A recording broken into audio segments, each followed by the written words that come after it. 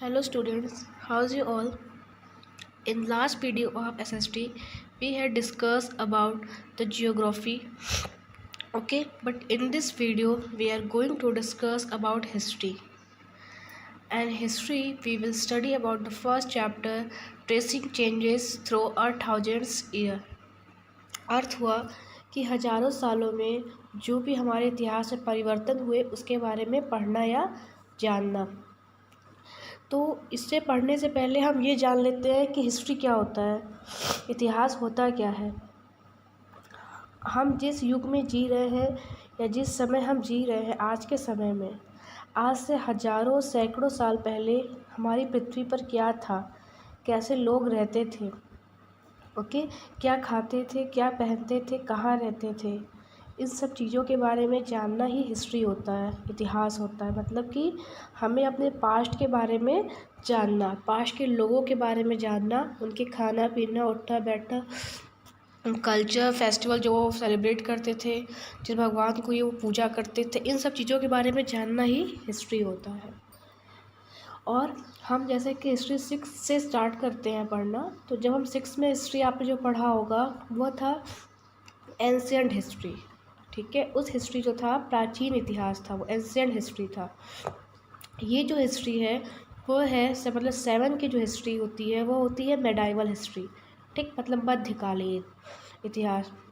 और जो आप क्लास 8 में पढ़ेंगे वो होगी मॉडर्न हिस्ट्री। ठीक है, मतलब कि आधुनिक इतिहास। ठीक है, नवीनतम इतिहास जो होगा। तो हम जो ये पढ़ रहे हैं ये मेडाइवल पढ़ रहे हैं, मतलब कि प्राचीन और नवीन के बीच का। ठीक है, तो आज का चैप्टर स्टार्ट करते हैं।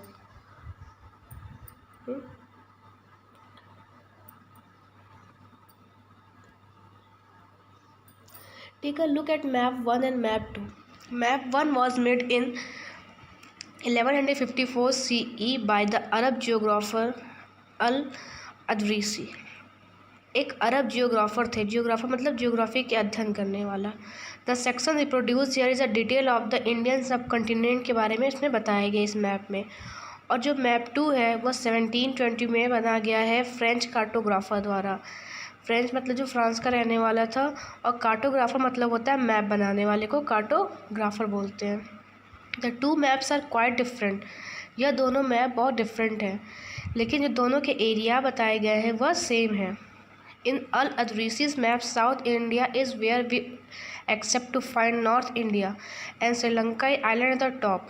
ठीक है, अगर अल-अदरीसी की बात करें तो जो इनके मैप में श्रीलंका को एकदम आइलैंड जो था उसको एकदम ऊपर दिखाया गया है, जबकि श्रीलंका मैप में हमारे नीचे होता है। Place names are marked in Arabic. जो नेम मार्क किए गए हैं वो किस लैंग्वेज में मार्क है? अरेबिक में मार्क है। And there are some well knowns like Kannauj in Uttar Pradesh spelled in map as Kannauj. ठीक है, और कुछ और भी वेल नोन नेम से कन्नौज उत्तर प्रदेश है, लेकिन मैप में जो इसकी स्पेलिंग दी हुई है वो ये दी हुई है QUANAUJ। In map 2 was made nearly 600 years after map 1। Map 1 के बनने के 6 साल बाद मैप 2 बनाया गया था। ठीक है, उस समय सब कॉन्टिनेंट के जो इन्फॉर्मेशन थे वह चेंज हो गए थे। This map seems more familiar to us and the coastal areas in particular are specifically detailed. मतलब कि जो ये मैप थे ये हमारे से या हमारे मैप आज के मैप से ज़्यादा फैमिलियर थे। This map was used by European sellers. इस मैप का यूज़ कौन करता था? यूरोपियन सेलर्स करते थे। And merchants on their voyage. मतलब कि यूरोपियन सेलर्स और मर्चेंट करते थे। कब करते थे? अपने वोयाज। वोयाज मतलब होता है जल यात्रा के समय। जब मर्चेंट और जो यूरोपियन थे समुद्री मार्ग से यात्रा करते थे या जल मार्ग से, तो उसी को बोलते हैं वोयाज। ठीक है, उस टाइम लोग इस मैप का यूज़ करते थे। ओके, नेक्स्ट देखते हैं। Equally important is the fact that the science of cartography differ in 2 periods. अगर हमें कुछ और इम्पॉर्टेंट डिफरेंस देखते हैं तो वो यह है कि जो दोनों एज की जो मैप की जो कार्टोग्राफी है वो एक दूसरे पीरियड से एकदम डिफरेंट है। When historians read documents, map and text from the past, they have to be sensitive to the different historical backgrounds, the constraint. मतलब कि जब इन दोनों के बारे में, दोनों मैप के बारे में हम पढ़ते हैं तो हमें इन दोनों मैप से अलग अलग इन्फॉर्मेशन पास्ट के बारे में पता चलता है. ओके, आगे है new and old terminologies. Terminology मतलब नीति, योजनाएं या कार्य, अलग अलग शब्दावली. देखिए, if the context in which information is produced changes with time, what about language and meaning? अगर जो कंटेंट बनाया गया है उसके इन्फॉर्मेशन को अगर चेंज, वो हर समय के अनुसार चेंज हो रहा है तो उसका जो लैंग्वेज, उसकी मीनिंग भी चेंज होती है.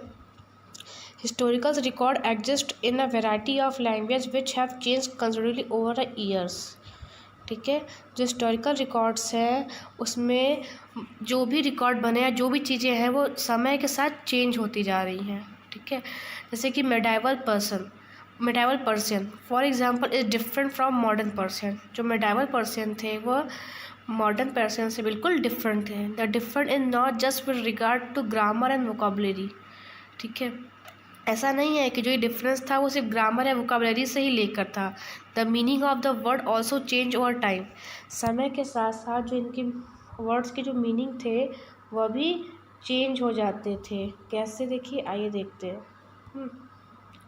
Take the term Hindustan for example. Today we understand it as India. आज के समय में हम हिंदुस्तान मतलब समझते हैं कि India. The modern nation state. When the term was used in the 13th century, लेकिन जब यह वर्ड पहली बार 13th सेंचुरी में मिनहाज सीरत एक क्रॉनिकल था, इतिहासकार था, जब इसने यूज़ किया था तो इसने इसको पंजाब के लिए और हरियाणा के लिए यूज़ किया था, और ऐसे ज़मीन के लिए जो गंगा नदी और यमुना नदी के बीच में आती है उसको इसने हिंदुस्तान कहा था. He used the term in a political sense for lands that were a part of the dominance of the Delhi Sultanate. और किसको कहा गया था? जो दिल्ली सल्तनत का जो पार्ट था, साम्राज्य था, उसको कहा जाता था Hindustan. The areas included in the term shifted with the extent of the Sultanate, but the term never includes South India. By contrast, in the early 16th century, Babur used Hindustan to describe the geography, the fauna and the culture of the inhabitants. लेकिन जो बाबर था, बाबर ने Hindustan term का use क्यों किया था? Geography के लिए किया था. फौना मतलब फौना है ये प्लांट्स के लिए, and culture of the inhabitants of the sub continent, और सब कंटिनेंट पे रहने वाले लोगों के कल्चर को कहा था Hindustan. As well, we'll see later in the chapter, this was somewhat similar to the way the 14th century poet अमीर Khusro used the word Hind. उसके बाद हम 14th century में देखते हैं कि अमीर खुसरो ने हिंद वर्ड का यूज़ किया था. While the idea of a geographical and cultural entity like India did exist, लेकिन आज के समय में अगर हम हिंदुस्तान बोलते हैं तो हम इंडिया को ही लेते हैं. The term Hindustan did not carry the political and national meaning which are associated with it today. लेकिन आज ऐसा कुछ भी नहीं है कि हम पॉलिटिकल एंड नेशनल को ही मीनिंग को ही हिंदुस्तान कहेंगे. आज हिंदुस्तान मतलब इंडिया, और इंडिया का हो गया हिंदुस्तान. ठीक है, आगे देखिए, ये हो गया. अब है historians today have to be careful about the terms they use because they mean different things in the past. ठीक है, लेकिन हिस्टोरियंस को जब भी इतिहास के बारे में पढ़ते हैं तो उनको अलग अलग सोर्स को लेके पढ़ना पड़ता है. Take for example a simple term like foreigner. एक सिंपल टर्म को लेते हैं उदाहरण के तौर पे फॉरेनर को. It is use today to mean someone who is not an Indian. आज हम फॉरेनर का अर्थ क्या लेते हैं? फॉरेनर का अर्थ होता है ऐसा व्यक्ति जो भारत का न हो, जो हमारे देश का न हो, कि दूसरे देश से आया हो. Okay. Was any stranger who appeared से इन गिवन विलेज. लेकिन पहले के समय में मेडाइवल पीरियड में क्या था कि स्ट्रेंजर व्यक्ति ऐसा होता था जो गांव में नया दिखता था. ठीक है, मतलब फॉरेनर व्यक्ति वह होता था जो आपके गांव में नया व्यक्ति, नया चेहरा दिखता था, वो फॉरेनर होता था. Someone who was not a part of the society और कल्चर. या ऐसा व्यक्ति जो आपके सोसाइटी या कल्चर का पार्ट नहीं होता था. इन हिंदी में बहुत लोग इसको परदेसी या क्या बोलते थे, अजनबी भी बोलते थे. परदेसी या अजनबी बोलते थे. अ city dweller therefore might have regard a forest dweller. एक सिटी ड्वेलर जो होता था उसे फॉरेस्ट ड्वेलर कहा जाता था, और जो फॉरेस्ट ड्वेलर रिगार्ड है उसको फॉरेनर भी कहा जाता था। But two peasant living in same village, लेकिन ऐसे व्यक्ति या दो ऐसे किसान जो एक ही गांव में रहते हो वह फॉरेनर नहीं हो सकते।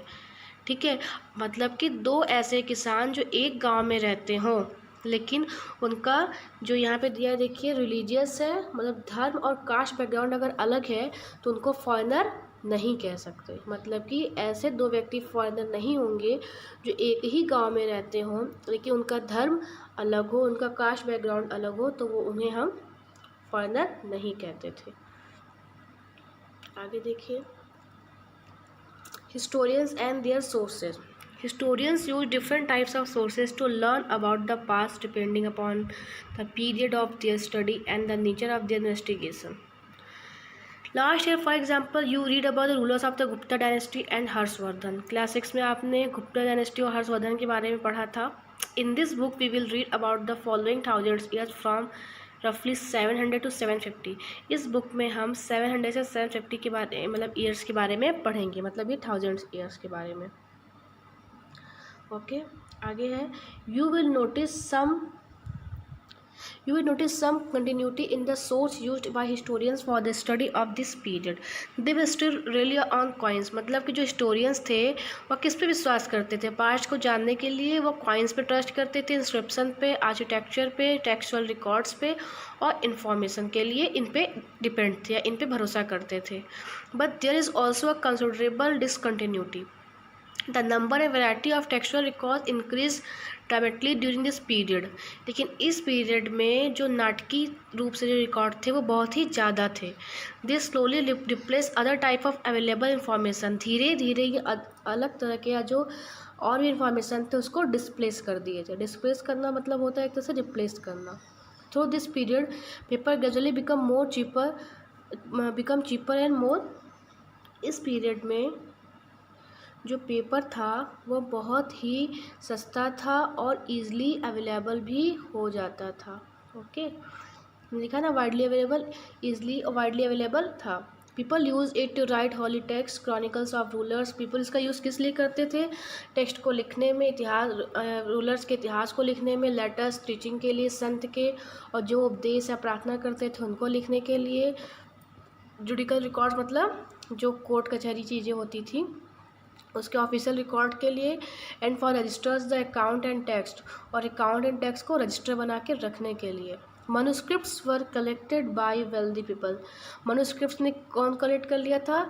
धनी व्यक्ति। Rulers, monasteries and temples. They were placed in libraries and archives. ये इन चीज़ों को कहाँ रखते थे? लाइब्रेरी में या आर्चीव्स में।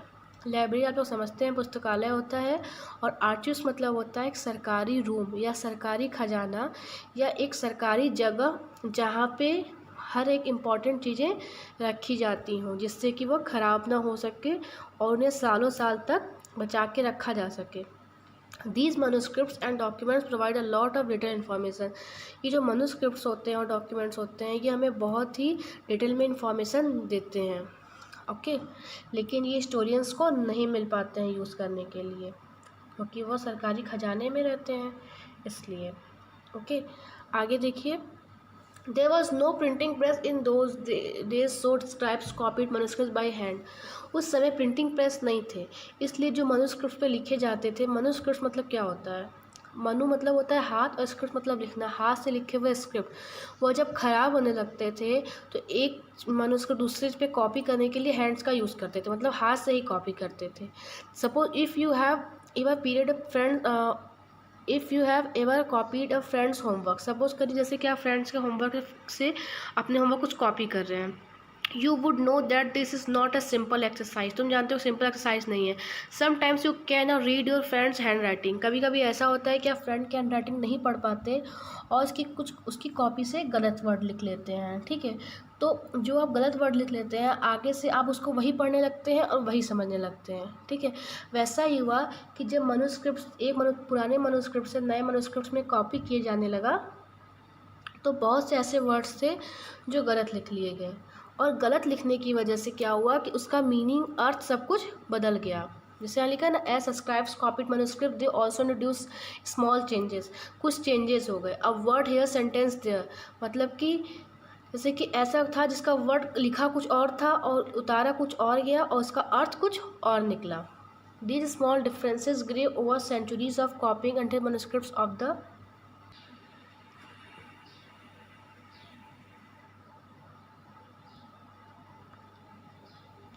same text become substantially different from one. This is a serious problem because we rarely find the original manuscripts. मतलब एक manuscript से दूसरे manuscripts में उतारने में जो ये words थे यह चेंज हो गए थे, टेक्स्ट मतलब चेंज हो गए थे, तो इसलिए इनको समझना बहुत ही कठिन था। We are totally dependent upon the copies made by later subscribes, और हम टोटली किस पे डिपेंड थे, ऐसे उस पर डिपेंड स्क्राइब्स पे जो जिन लोगों ने manuscript से दोबारा कॉपी करके लिखा था। As a result, historians have to read different manuscripts version of the same text to guess what the other had originally written. इसलिए हमें असली इतिहास के बारे में जानने के लिए, असली चीज़ों के बारे में जानने के लिए हमें इतिहास को पूरी तरह से स्टार्टिंग से पढ़ना पड़ता है। ओके, आगे है, on occasion author revise their chronicles at different times. The 14th century chronicles Ziauddin Barani wrote his chronicle first in 1356 in another version 2 years later. जैसे कि 14th सेंचुरी में जियाउद्दीन बरानी ने अपने इतिहास के बारे में लिखा था 1356 में, और पार्ट 1 लिखा था, और इसके आधे चीज़ों के बारे में इन्होंने 2 साल बाद लिखा था। लेकिन हम जब दो चीज़ों के बारे में इकट्ठा पढ़ते हैं तो इन दोनों चीज़ों में जो प्रोवाइड नॉलेज है वो काफ़ी एक दूसरे से डिफरेंट है, जिसे समझना थोड़ा मुश्किल होता है। ठीक है, आगे देखिए, new social and political groups. The study of the thousands years between 700 and 750 is a huge challenge to historians, largely because of scale and variety of developments that occurred over this period. इस period में जो बहुत सारे challenges या बहुत सारे जो क्या थे डेवलपमेंट हमें देखने को मिलते हैं। ठीक है, मतलब 1000 सालों में 700 से 1750 के बीच में हमारे समाज में या हमारे इतिहास में बहुत परिवर्तन हुए थे। ठीक है, at different moments in this period new technology made their appearance like the Persian। Okay, क्या करते थे, और ये जो इनके जो टेक्नोलॉजी जो डिफरेंट आते थे, like the Persian wheel in irrigation. जो पर्शियन व्हील्स था वो किस में यूज़ होता था, एरीगेशन में यूज़ होता था। ओके, और है the spinning wheel in weaving. जो स्पिनिंग व्हील था वो वीविंग के लिए यूज़ होता था, बुनाई के लिए। ठीक है, और ऐसे ही बड़े बड़े वो जो तोप का यूज़ होता था युद्ध में। New foods and beverage arrived, नए नए फूड्स भी आए थे। कौन कौन से, potato, corn, chillies, T, coffee, ये सब नए नए खाने की चीज़ें थी। Remember that all these innovations, new technology and crops came along with people who brought other ideas with them as well। ये चीज़ें कहाँ से आई थी, ये चीज़ें वहाँ से आई थी जैसे कोई एक व्यक्ति हो जो दूसरे देश से हमारे देश में आया हो, तो वो लोग अपने साथ इस आइडियाज़ को लेके आए थे। Okay, as a result this was a period of economic, political, social and cultural changes. अगर हम देखें तो रिजल्ट्स का ये निकलता है कि जो ये पीरियड था वो इकोनॉमिक, पॉलिटिकल, सोशल और कल्चरल परिवर्तन का था। इसके बारे में हम और कब पढ़ेंगे, चैप्टर 5, 6 और 7 में पढ़ेंगे, मतलब इसी हिस्ट्री के बुक में चैप्टर 5, 6 और 7 में पढ़ेंगे। ठीक है, आगे देखिए, this was also a period of great mobility. ये ऐसा पीरियड था जिसमें महान परिवर्तन हुए थे। Groups of people travelled along distance in search of opportunity. ठीक है, जो लोग थे वो एक जगह दूसरी जगह क्यों जाते थे, किस चीज़ की तलाश में, अपॉर्चुनिटी की तलाश में। मतलब कि जैसे कि उन्हें अच्छा काम मिल जाए, अच्छा रहने का जगह मिल जाए, अच्छा खाने की व्यवस्था मिल जाए, उनके एनिमल्स के लिए उनको सब कुछ मिल जाए, इसलिए करते थे। Okay, the subcontinent had immense wealth and the responsibilities for people to carve a fortune. मतलब कि जो एक जगह दूसरी जगह जाते थे, मूव करते थे, तो वो अगर वो चाहें तो उनको एक अच्छा भाग्य के हिसाब से उनको चीज़ें मिल जाती थी। होता है जैसे जितनी कड़ी मेहनत करेंगे उतना अच्छा फल मिलेगा। जब वो एक जगह दूसरी जगह काम की तलाश में जाते थे तो ये उन पर डिपेंड करता था कि वो कितना अच्छा काम करेंगे और उन्हें कितना अच्छा मतलब उसका रिस्पॉन्स मिलेगा। One group of people who became important in this period were the Rajput. जो सबसे इम्पोर्टेंट लोग थे इस ग्रुप के, इस ईयर के या इस पीरियड के, वो कौन थे? राजपूत थे। जो नेम डिराइव्ड फ्रॉम राजपुत्र, कहाँ से आया था ये? राजपुत्र से आया था। The son of a ruler, मतलब जो रूलर के या शासक के पुत्र होते थे उसे बोलते राजपुत्र। बिटवीन द 8 एंड 14 सेंचुरी, मतलब कि 8 और 14 सेंचुरी के बीच में term was applied more generally to a group of warriors, ठीक है, हु क्लेम क्षत्रिय का स्टेटस। ठीक है, इसमें कुछ ऐसे लोग भी थे जो क्षत्रिय को, मतलब क्षत्रिय को क्लेम करते थे या क्षत्रिय के अगेंस्ट भी थे और क्षत्रिय के अलावा भी थे। ओके, द टर्म इंक्लूडेड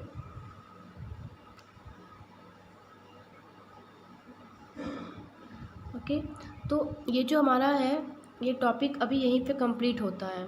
ठीक है, जो क्षत्रिय मतलब उस समय के लोग जो थे, रूलर्स थे, वो मोस्टली क्षत्रिय थे।